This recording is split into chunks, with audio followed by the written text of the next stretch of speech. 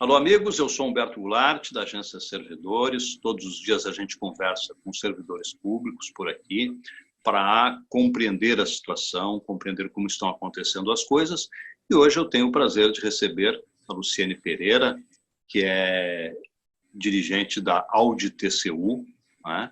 E que, para a gente falar a respeito de uma lei extremamente importante que está fazendo 20 anos exatamente hoje, a Lei de Responsabilidade Fiscal. E num momento em que a Lei de Responsabilidade Fiscal precisou ser quebrada em função da crise. Luciene, muito obrigado por atender ao nosso convite. Qual é a importância da Lei de Responsabilidade Fiscal para o país e quais são as implicações dela ter tido necessidade de ter sido quebrada em alguns casos para atender a essa enorme pandemia que nós estamos vivendo?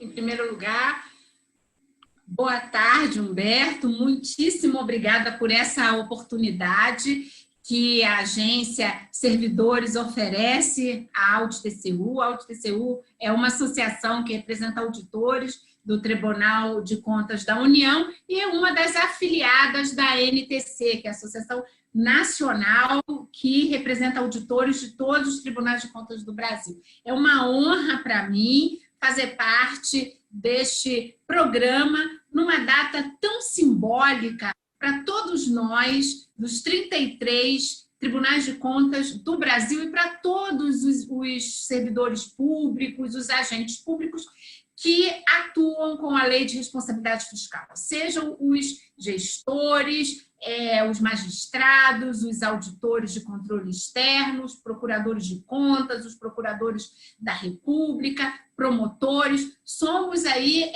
uma legião que, junto com os gestores, a gente atua nesses 20 anos numa luta de fazer a operacionalização e a consolidação da Lei de Responsabilidade Fiscal.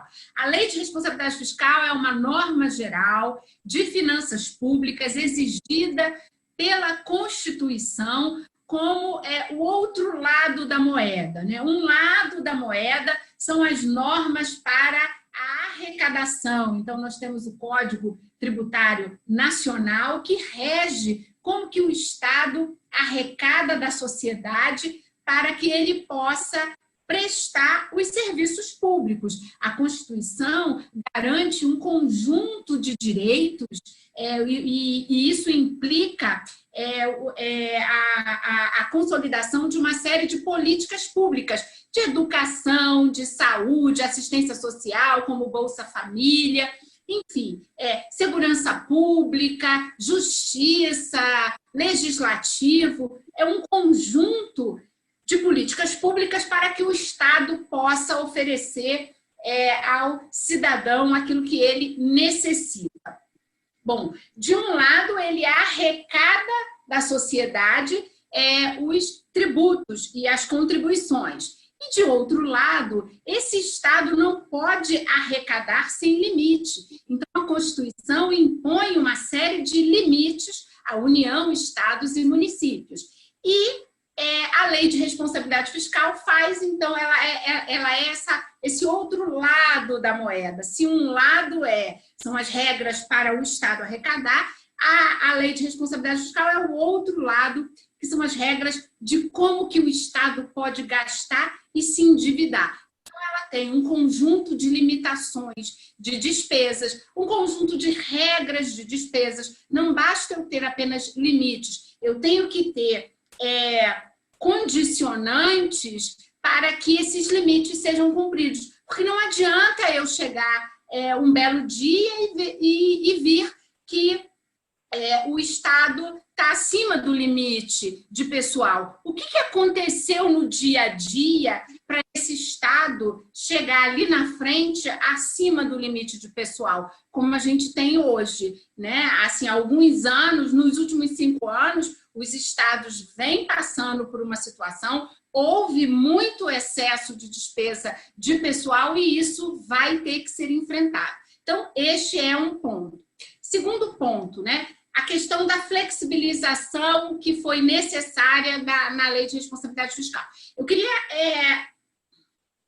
chamar a atenção para uma questão questão. A própria lei de responsabilidade fiscal, ela tem as suas válvulas de escape para situações de calamidade pública, para situação de baixo crescimento do PIB. Então, já existem as regras lá, como essa do artigo 65, que o Congresso Nacional, a partir desse dispositivo, reconheceu a calamidade pública por uma situação sanitária de extrema gravidade, afetando vários entes da federação, embora haja vários municípios que ainda não tenham nenhum caso de Covid, mas eles serão afetados à medida em que a economia tem uma contração, a União vai arrecadar menos, os estados também, e aí a repartição de receita, obviamente, será afetada. Então, mesmo os municípios que não têm caso de Covid, eles vão ter as suas finanças alteradas. Então, o que a Lei de Responsabilidade Fiscal contempla? Não é? Ela suspende as condicionantes de entrega de recursos a título de transferências voluntárias. Então, mesmo que o município esteja devendo a Receita Federal, ao INSS, ele vai receber as transferências voluntárias da União. E também são suspensas as metas fiscais que têm como finalidade contribuir aí para uma trajetória sustentável da dívida pública. Não é? Então, isso fica suspenso e os entes da federação não precisam fazer resultado primário. Então, eles não precisam fazer a limitação de empenho para cumprir as metas fiscais. Bom, isso é o que está escrito no artigo expressamente, mas existem as flexibilizações que são implícitas, e uma delas, no meu entendimento, é o artigo 42 da LRF. Esse é um dispositivo que me preocupa muito, porque a partir de 1º de abril, os prefeitos que estão em último ano de mandato, eles começaram a ter que cumprir essa regra do artigo 42, que exige que cada obrigação financeira assumida a partir de 1º de abril do último ano de mandato, ele tem que deixar a disponibilidade de caixa até 31 de dezembro. E os prefeitos, naturalmente, eles estão inseguros, porque está havendo uma queda na arrecadação, é previsível, é natural num cenário de crise.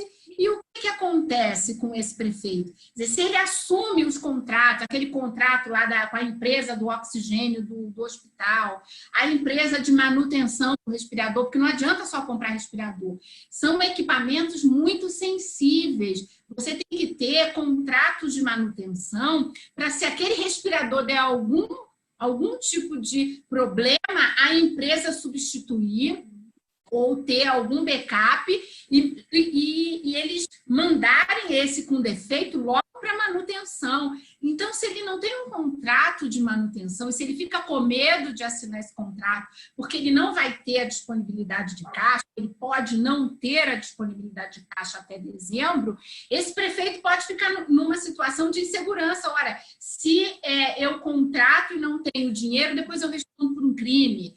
Não é? Eu posso ter as minhas contas julgadas irregulares, e se eu não contrato o paciente, eu não vou ter como atender a população. Então, eu diria para prefeitos, para enfrentamento de Covid, assumam as obrigações que depois, sem dúvida alguma, o Congresso Nacional vai ter que enfrentar essa situação, e eu tenho certeza que os órgãos de controle, os tribunais de contas, os ministérios públicos terão sensibilidade de compreender que esse gestor estava num cenário em que ele não poderia atuar no limite da reserva do possível. Então, eu recomendo aos prefeitos, aos secretários de saúde, que sim, façam os contratos que forem necessários para o enfrentamento da Covid. É claro que não vai contratar empresa para fazer show, coisas que são supérfluos nesse momento. Nesse momento, os recursos devem ser canalizados para o enfrentamento da Covid. Doutora Luciene, muito obrigado pela entrevista, muito obrigado pelos esclarecimentos e parabéns aos brasileiros por terem uma lei tão importante. Eu que agradeço mais uma vez a oportunidade.